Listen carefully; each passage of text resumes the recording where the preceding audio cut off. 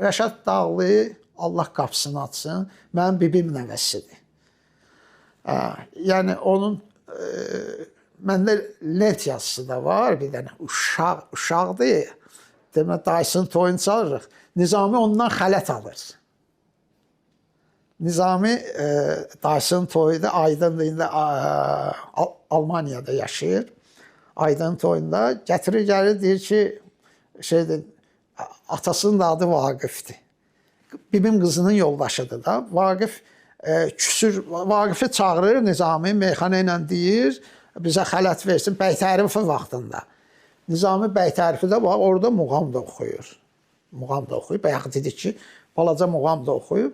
Sonra çağırır Vaqifi, deyir, bizə xələt versin, bəyin yeznəsi Vaqif. Vaqif də gətirir, gəlir, xələt verir. Sonra bir də gördüm, belə eləyir ki, belə eləyir, deyirəm, nə oldu bəyəm? Çağırdı da, əlində Rəşadı tutub qucağında. Deyir, bəs bunu kişi saymırsınız, bu kişidən də xələt alınlar. Sonra Nizami deyir ki, Rəşad deyir, meyxana ilə də, indi gəlsin bizə xələt versin Rəşad. Rəşad da körpədir də, əlindən pulu verib gətirir.